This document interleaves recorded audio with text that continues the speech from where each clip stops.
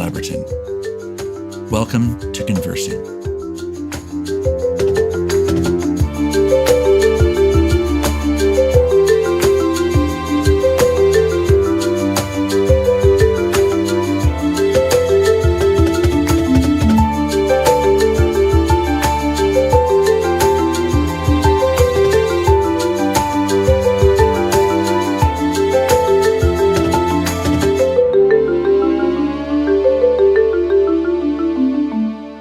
It's a great joy today to welcome Chris Henry as my guest on Conversing. Chris is the pastor of Second Presbyterian Church in Indianapolis, Indiana, and a friend that I am just coming to get to know over the last few months.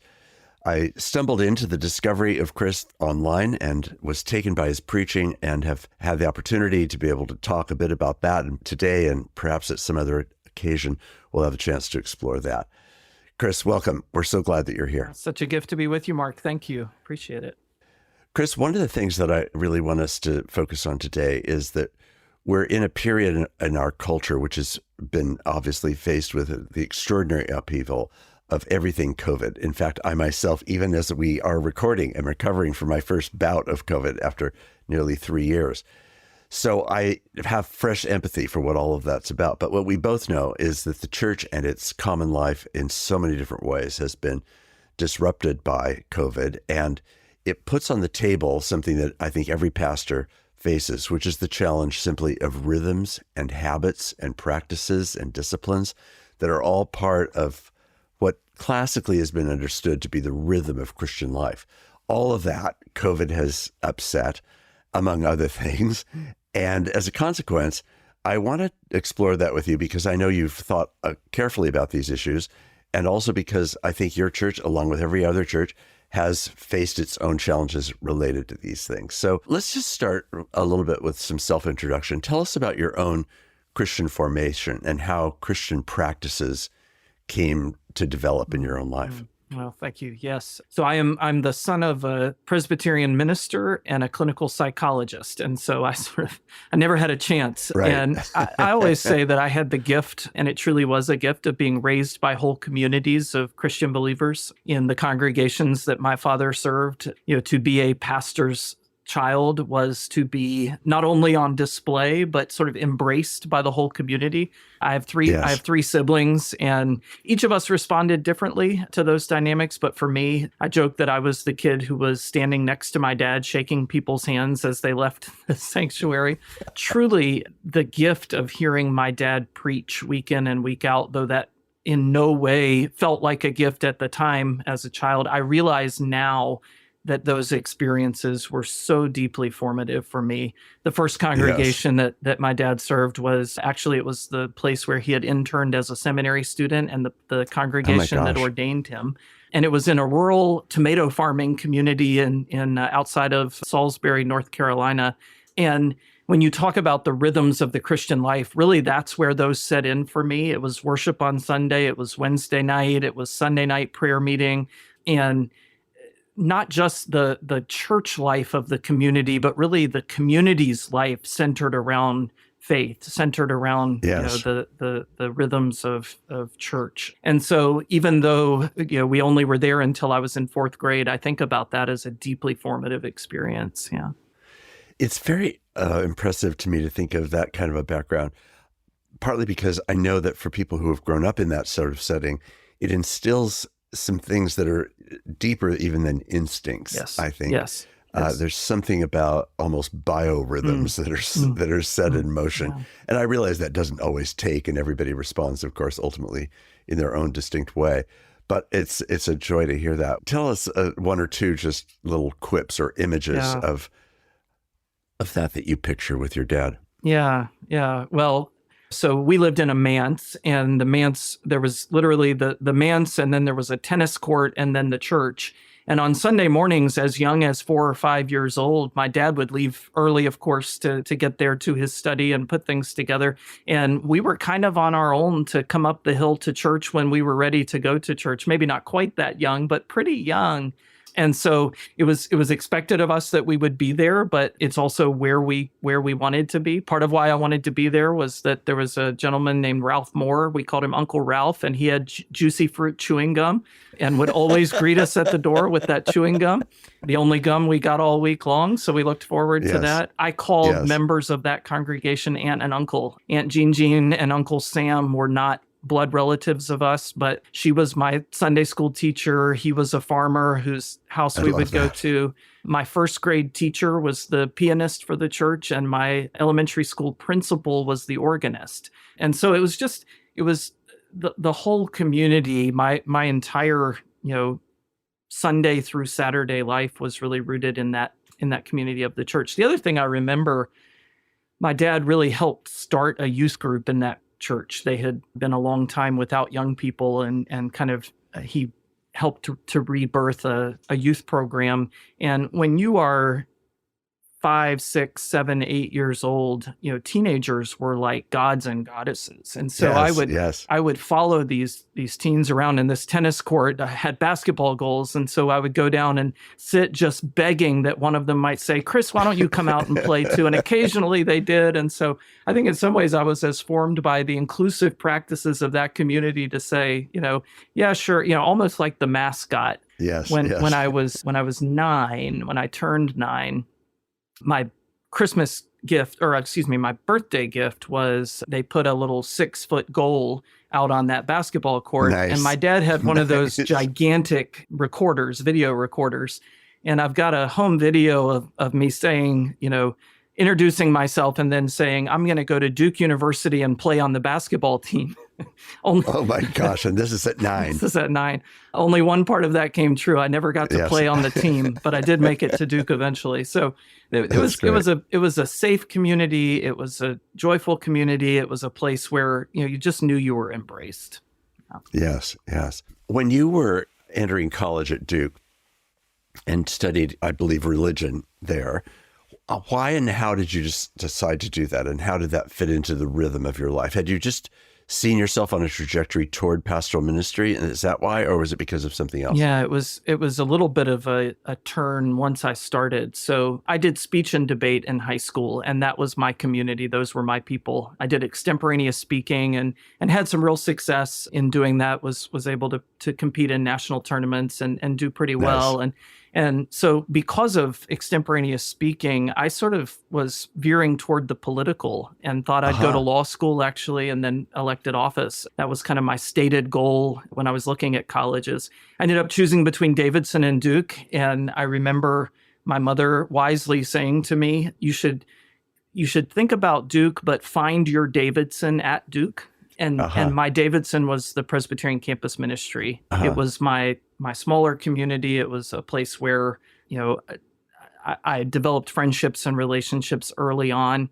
It really was the chapel at Duke that drew me in, and particularly Will Williman, who became a real mentor. He helped me begin to ask vocational questions that I had not considered about potentially pastoral ministry. And then I took a class early on with E.P. Sanders, who was a New Testament scholar and just became my mentor, my academic advisor. And I loved reading these ancient texts that I had learned in Sunday school and heard preached from historical critical lens, from literary critical lens, to begin to think differently about the biblical texts. But at the same time, for me, that was never, those things were never in deep conflict. I did not have sort of a crisis of faith when we began to study scripture from an academic perspective. And I think some of that was that Duke was a good place to do that. The divinity school and the religion department share space. Sometimes that's challenging. They accomplish or try to accomplish different goals. But for me, being able to kind of go back and forth between confessional classes, I did a Galatians class with Richard Hayes, but then would be with Dr. Sanders and a very different way of reading Paul's letters, and having those in conversation with each other really helped me. Dr. Sanders really encouraged me to consider further academic work and to go on and get the PhD in New Testament. And by the time I graduated or was preparing to graduate, I just knew that returning to my first love, which was the parish, the congregation, The other kind of odd and beautiful opportunity that I had was to preach in a very, very small congregation in northern North Carolina in the town of Warrenton for 2.5 years in college, and to do that alongside a retired Presbyterian pastor and Old Testament professor named Orville Wintermute. And to preach each Sunday as an undergraduate and kind of workshop my sermons with Will and with Orville, and really to feel like I was a part of the life of this tiny little church, again, brought me back to that love of the congregation.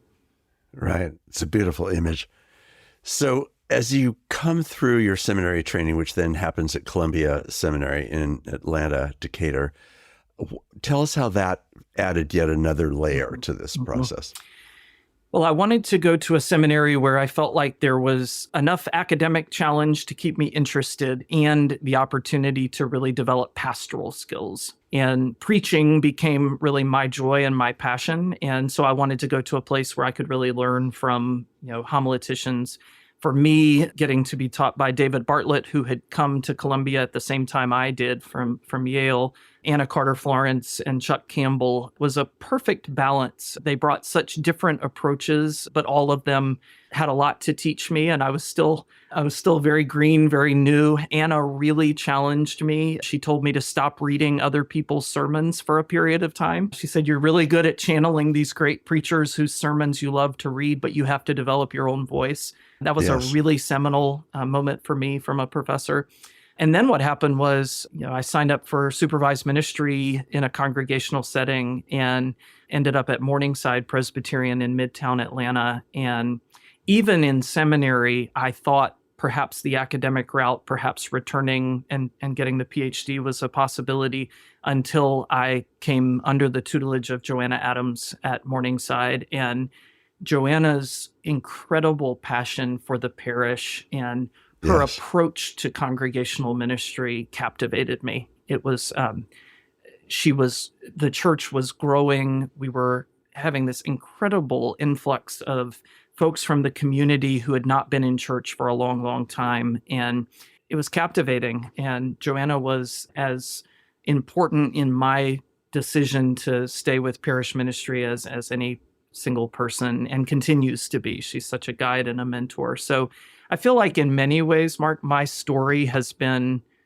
encountering the right people at the right time and perhaps being wise enough or perceptive enough to know they had something I needed, and over again. And I see it as the Holy Spirit and providence in my life that over and over again, there's been these intersection moments where I've encountered the right person to kind of take me to that next place where God was leading. That's an amazing story, and mine is not unlike it in the sense that again and again, it's been people that have come along who have been such influences. And I can see from what you're describing the way that each is building on and extending and challenging and supporting and encouraging and reordering in certain ways priorities that were probably already in you, but that have become clarified even further with all of this wonderful mentoring and encouragement. Chris, when you think about your own personality, use some words that are just like the top of your head when you think of, my personality is like this.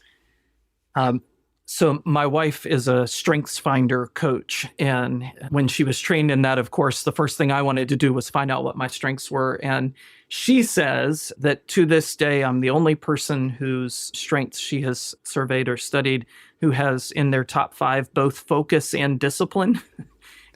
And I think if I were to think of 2 words, to a fault sometimes, I can take a project, an idea, something that and I get wholly focused on that. And then I do have the discipline to sort of follow through and continue. I appreciate and value routines and rhythms. It's really important to me in my spiritual life, in my parenting life, in my professional life, to kind of know what has been and know what's coming up, and to sort of organize my life around that. Sarah, my wife, and I we're opposites on the Myers-Briggs on the JP spectrum. And so I have had to really lean into it's okay if plans change. Yes, But my default mode is I really like a good schedule. I really like a good calendar. I really like to be on schedule as much as possible. So those things probably define my, personality and preferred modus operandi, I guess. Right. I suspected that your answer would be something like that. So I wanted you to put that on the table because as we proceed in the conversation to talk about disciplines and practices and habits, I do want to just acknowledge, and I think it's a gift that you bring, that you are ordered in that way, that those are your instincts. Those are the kind of preferences that you have. And I do think it's therefore all the more interesting to talk to you about this moment when disruption to patterns and habits and follow through in the life of individual Christians, in the life of Christian communities, has proven to just be so turned upside down and redone in ways that we're all trying to still figure out, and how to reorder in a way that is acknowledging of the changes that have occurred, therefore not imposing something nostalgically upon people that might no longer seem to be appropriate, or to reclaim something that might have just been forgotten that does need to be reclaimed and repracticed again. So I had heard you make some comments about this. I read something that you had written about this, and I just thought, he's the guy, because I do think I'm only sort of like you in the way that you've just described it. And I really believe that there is a rhythmic quality to congregational life that is one of the most important things that it can actually offer us. Not because it's like a straitjacket, but because it's like a container that creates an opportunity for things to occur as a practice of being together. So why don't you just riff a bit on just the role of Christian practices as you think about them in your own life, but also as you think about them in your life as a pastor? Well, I think about priorities and routines sort of in close proximity to each other. So I think the best way we disclose what matters most to us is the things that take the priority of our time, right? Yes. And so, I think about it as the parent of a fourth grader and a first grader, and we are at that stage of life now where the tugs on time at a family level, it's always been true at a professional level. It's always been true for Sarah and I in different ways, but we're at that place now where the tugs on our family life have become more pronounced. And so we have to make the decision. Here's the thing we're going to prioritize around other things. How do you make that decision? Part of it for me has been the formation that we want to enable and engender in our boys. And so if what matters to us is that they are to find a place of belonging, a place of spiritual formation and growth, then we're going to make our decisions about the use of our limited time resource in particular ways. I feel as if for us in our congregation, the most challenging subset of our population in terms of coming back into the routines of church life have been families with young children. And because we're living it, I understand all the reasons why. But when you ask, almost to a person, the response is, we wish we could, we just haven't been able to. So that for me has been some of the disconnect, has been among folks who say, yes, it matters. Yes, it's very important to us. We just haven't been able to get our lives back into that rhythm, into that routine. So Right. I think for the church, what that has meant is, one, having a lot of grace with families. The disruption experienced is not over, and the ways in which that has challenged children in their learning and their social skills and interpersonally continues to play itself out. And so I don't think anybody gains when the church makes people feel shame or guilt about that. But the second thing I think is incumbent on us is to create more and more opportunities for folks to engage in perhaps different ways. So Right. to think outside of the Sunday morning box, to think outside of the, for us, 7700 North Meridian is not the only place where Second Church can do its ministry. So I think it's been encouraging for us to be able to think differently about the way we structure our ministries to create those spaces, again, particularly for people who have not yet found it back into their routines to be with us regularly on Sunday morning, to be patient around that. And also when the time is right, perhaps to do a little challenging. I used to joke, I served 2 congregations in Atlanta, and I used to joke that parents would sometimes say to me, well, we just really feel like it's important for our children to make their own choice about what religion they want to be a part of. But these were Georgia Bulldog fans who no more would have let their kid, root for Alabama, than anything. Yes, and I would say, when we were close enough friends for me to do it, I would say, gosh, that's interesting, because I think if your kid was wearing a Crimson Tide hat, you might have something to say about that. and if your faith really matters to you, I think you'd want to have that same impact. So, yeah, I think it's a combination of knowing the right places to push and also just saying, we are here and we know the upheaval that you have experienced.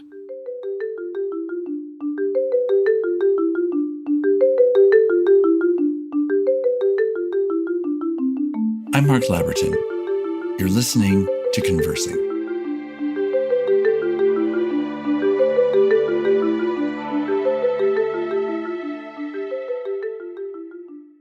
So when you press into that kind of sensibility that we haven't, quote, been able to do it, Mm-hmm. what is your way of analyzing what's beneath that statement? Mm-hmm. There's so many different aspects to that I think are going on. And the church often, I think, moves swiftly simply to conformist behavior, which is not really the point ever, let alone in a time like this. And yet trying to understand really what's behind that kind of somewhat benign sounding comment, Mm-hmm. we just haven't been able to do it, Mm-hmm. lie probably many things. Mm-hmm. So what are you observing? Yeah, no, or I think finding that's yourself? right. I think in some ways, churches are responsible for this. So I don't think of this as a place where we don't have culpability. I think we do have culpability, but I think often we are seen as an add-on, like another thing. I remember I was teaching a Sunday school class for parents of teenagers in my previous congregation, and it was around giving. And I said, how do you think about, as a family, how do you think about your giving to the church? And one of the parents very honestly answered, well, our kids are involved in soccer, and so we give to support the soccer league. Our kids are involved in, band, and so we help the boosters for the band program. And our kids are involved in the church, so we kind of help to support the church as well. And I thought, boy, the church has not done a good job of cultivating what stewardship means, what it means to be a part of a Christian community. That's on us, that we are among the menu of options. What I want to say to families often is, when you experience within your own family or your neighborhood or people who you're close to, sports, when there are challenges. So this is an example that comes to mind, is that we have neighbors. My wife and I are both ordained pastors, and we have neighbors around the corner from us, and they had a very difficult loss in their family recently. They do not have a church community, and they came over to our house, and the mother said, we know that you are pastors, and asked my wife, said, would you be willing to have the memorial service for this person who we've lost? And I remember saying to Sarah, what a great example of, we are known as a place where when that need comes up, we have the capacity to create a container for you to hold that grief, that experience. And Yes. Boy, wouldn't it be nice if that container was a constituent part of that family's life, rather than in a moment of crisis, we really need this. Yes.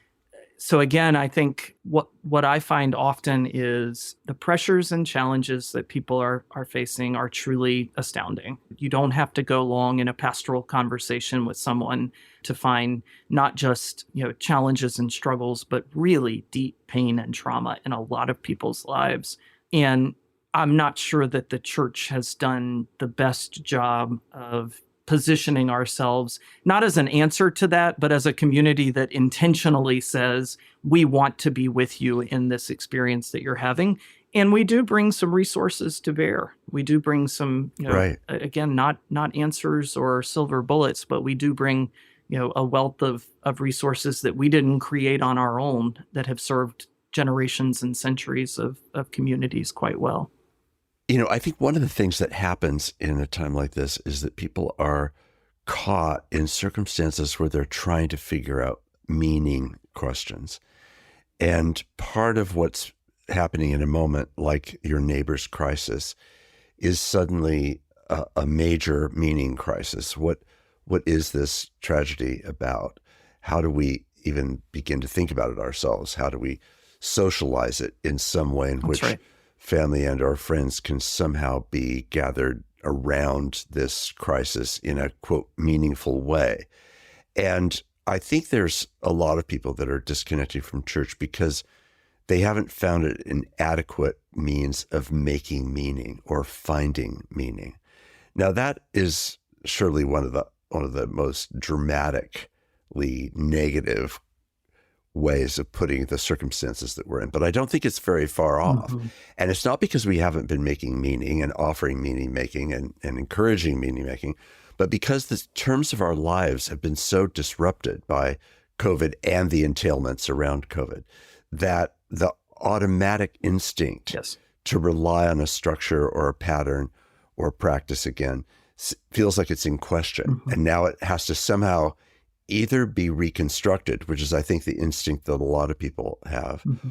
or it needs to be put in suspension for a while, which is where I think some people are. They're not sure whether they are interested in putting it back into practice.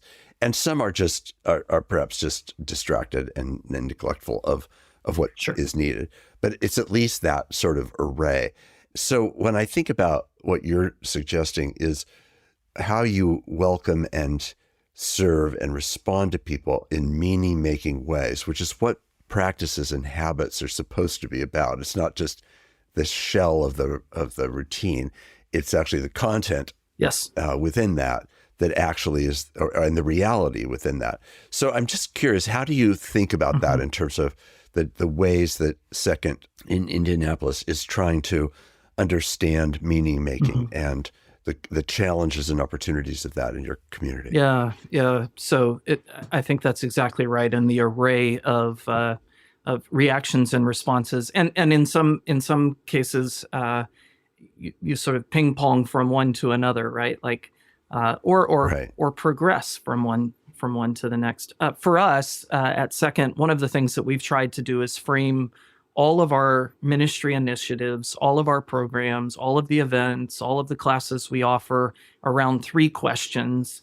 The first we call the relational question. How does this event, this program, this initiative bring people together? Because one of the clear, felt, and expressed needs of people in our time is the need for belonging, for community, and for that to be something more than mediated through screens. So how do you bring people, how does this event, this program, this initiative bring people together? The second is the impact question. What difference does it make? What will be different as a result of the fact that this group of people came together around this project? And then the third question is the transcendent question. To whom are we pointing? Because as I've said to our session, our elders, a lot of organizations answer those first two questions quite well. We bring people together and we make a difference. The church has to have that third lens of transcendence, because we are not pointing to ourselves, and we're not even pointing to the difference we can make in people's lives. If we're not pointing to God, and for us, the God we've come to know in Christ, then we're falling short of the mission that the church has. And so I find that third piece is the easiest for non-churchgoers to understand about the church in some ways. Yes. And some of that is they articulate so well. Sarah was sitting, we installed our associate pastor for children and family ministries on Sunday. And Sarah was sitting down the pew from a young adult couple who were visiting for the first time. And she said, my first reaction was, a service of installation is not the most visitor friendly. It's some insider language. We do all these constitutional questions, and there's the statement of this and the symbols of ministry and the charge to the congregation and all of that. And Sarah said she was so impressed. This young adult couple was like, wow, so like you install a pastor, what exactly does that mean? And these questions you ask, where do they come from? And there was this sense of like, wow, this is, we came to, maybe hear an inspiring word or wonderful music or to, meet some folks. And what happened was we had this experience of transcendence where these people got together and assumed that there was a God present in the midst of all of that. Yes, And that these yes. rituals that sometimes I think we church people feel like we have to apologize for are actually a source of deep, like, oh, wow, this isn't about my felt needs. This is about something more transcendent, grander, bigger, more important. Right. Which I do think is a deep need. It's a very deep need. And I think it's one of the reasons why some people in the political fracturing of churches in America, part of that fracturing is simply the discrediting of a sense of transcendence and a substitution for some kind of political reality, which Yes. different congregations express in different ways. But whatever that might be, it often feels really just about an earthed reality Yes. that has nothing to do with something that's transcendent. It obviously has to have both dimensions to it. But when it's absent the transcendent, which is the distinctive That's gift right. of the church, then it is a problem. I came across a quote from a theologian a couple of weeks ago that has really, I used it in the sermon on Sunday because it so stayed with me. And it was, we are losing a generation of folks, not because they are secularists, but because they think deep down we are. And Yes. shame on us if those who are Yes. eager for transcendence don't think they'll find it in the church. Yes. One of the things that I've often found has been meaningful to me and is for many in the tradition I've been a part of in the Presbyterian Church, but it varies across the church spectrum, is really the role of the church calendar or the Christian year. Mm-hmm. Why don't you express a little bit about what the Christian year is for people who may or may not be fully familiar with it, and what role you think of it having in helping people to understand the role of the transcendent in their daily lives? Yeah, what a great question. So in our tradition, which you and I share, the liturgical seasons of the church year are, for me, they're teaching tools. And so the church year begins with Advent, this season of preparation, this season of hopefulness, of anticipation for Christmas and for the birth of Jesus. And Joanna used to always say, Advent always comes just in the nick of time. I find that so true, that in the life of the church, it may be that Christmas is a commercial holiday, but Advent still belongs to the church. It's probably my favorite of the seasons for that reason. I think it is a uniquely religious Christian practice of these 4 weeks of preparation. And then we go into the season of Christmastide and into Epiphany, and this sort of season that varies in length based on the timing of Easter, but the season of Epiphany where we often try to have, it's also at the beginning of the calendar year, so we often try to have some series of sermons that is beginner friendly. And so we've done a series on different images of Jesus in the Gospels, or we did a back to basics series. The idea is set your New Year's resolution and come to church, and we'll kind of teach you, starting back at the very beginning, some sort of theology 101 or scripture 101. And then the season of Lent, which again is a season of preparation, but a season also of repentance, because what you're preparing for is Holy Week, and for the experience of kind of the full sweep from Palm Sunday through Maundy Thursday, the Last Supper, the washing of the disciples' feet, on all the way to the cross, and then finally, of course, the joy of Easter. I think helping folks experience the full journey of Lent and Holy Week is one of our responsibilities. This wonderful children and family minister who we have had now for a year really helped our children think through this, the mystery of Holy Week and the full narrative of Holy Week. And they did essentially a Stations of the Cross. And the last one was here in the sanctuary. And when the children walked in, they had experienced everything from the Palm Sunday parade all the way to, the final night of Jesus' life with his disciples. And they walked into the sanctuary, and Pastor Sarah said, "I have some sad news. Jesus died." And it was, still makes me emotional. It was the children, because they had been on that full journey, were, there was this moment of like, Jesus died. And then in the group that I was in, we took them kind of in small groups. And the group that I was in, someone said, "But he didn't stay dead."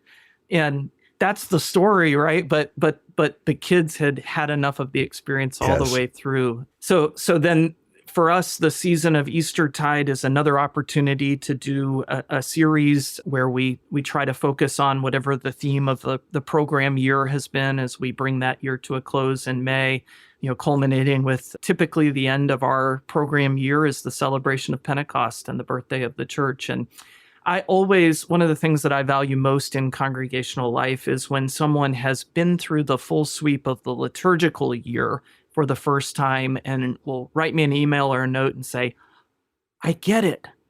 Like, this is intentional. That these things happen. And the good news I can give back is, and we're going to do it all again next year because I think in the way that Joanna said about Advent, I think it's true of the whole church year. It seems like those seasons come just when we need them in the life of a congregation. So Tom Long taught me that the worship service is a teaching tool, that liturgy is educational, liturgy is formation. And I think the same is true when you extrapolate out to the whole church year, that it's it's catechesis, it's learning. Yeah.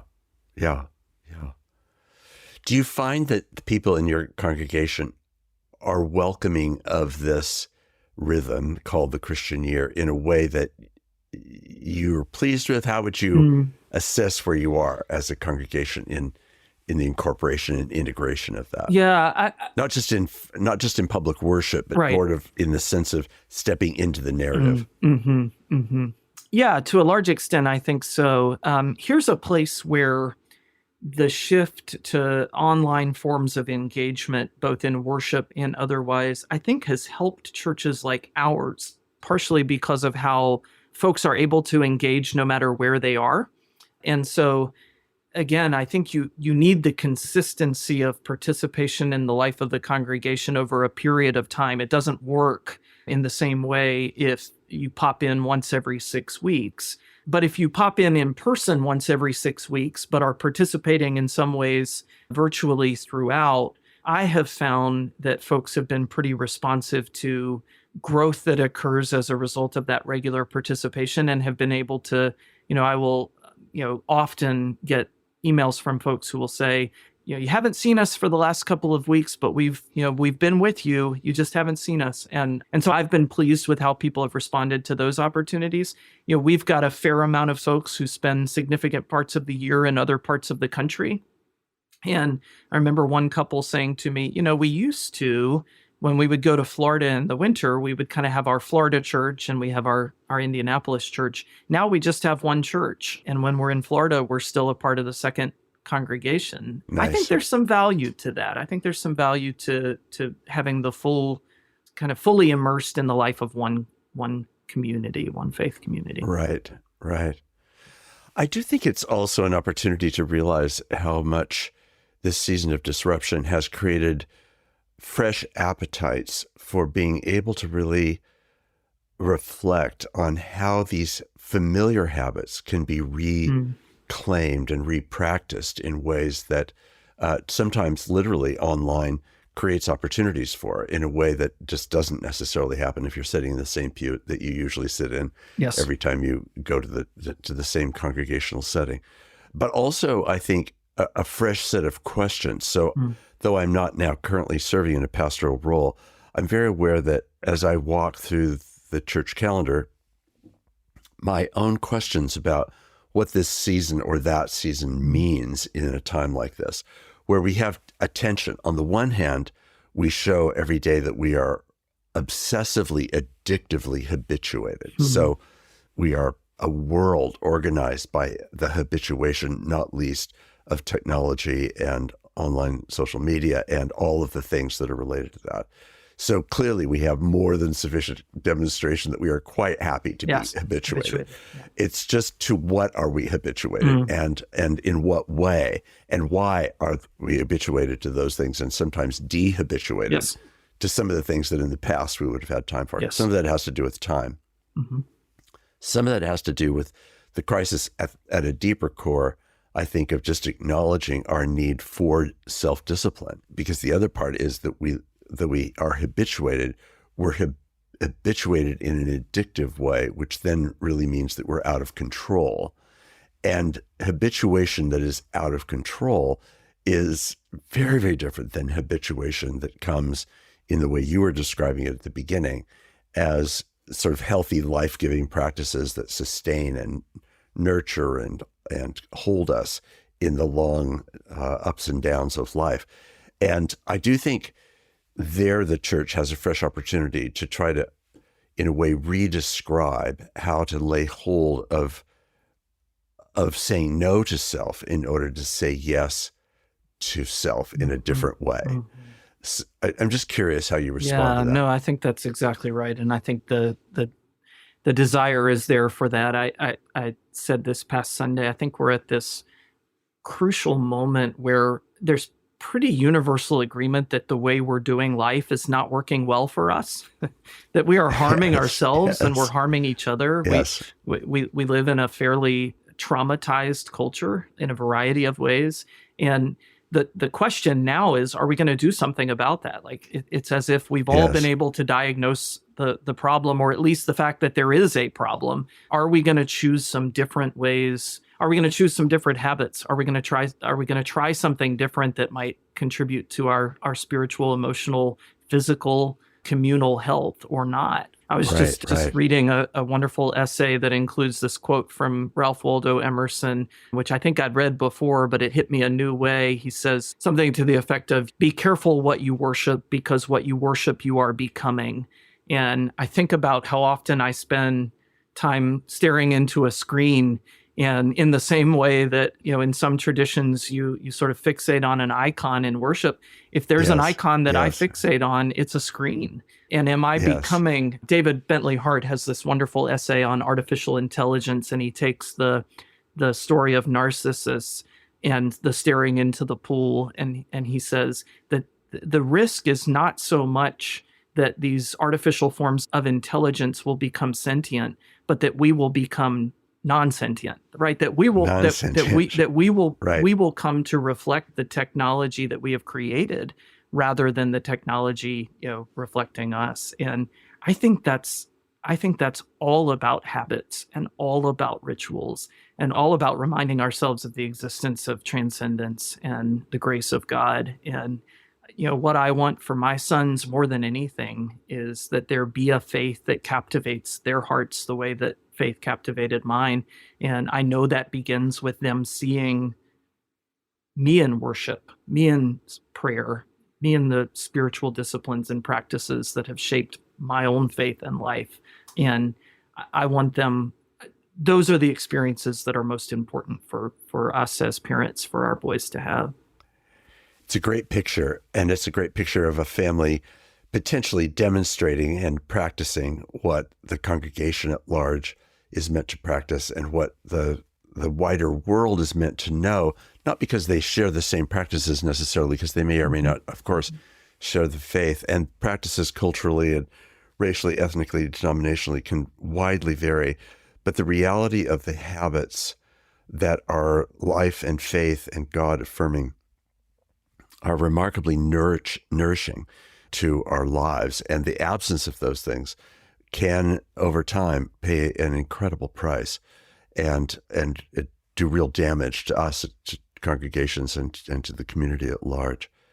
Chris, thank you so much for this conversation. Yes. I think we've just scratched the surface of habits and practices, but I also just want to say how grateful I am for your ministry, thankful for your leadership at Second Presbyterian in Indianapolis. And I am wanting to say a particular word of gratitude to you for your sermons and for what I hear as the deliberate, careful preparation of your sermons, which isn't always characteristic of preaching. And when it is characteristic of your preaching, which it is, it intensifies my own sense as a hearer that I'm coming ready for something which has been deliberately prepared and for which I am hungry and eager, even if unknowing at the beginning of the service or the beginning of the sermon even. And that just is a gift to me, as I know it is to many people in your congregation and more broadly as well. So we'll come back another time for a conversation on preaching. Yes. Well, Mark, your leadership across the church in so many ways has been a a witness to me and has helped me from afar, but I'm particularly grateful for the gift of encouragement that you've given me in recent months. So thank you for that.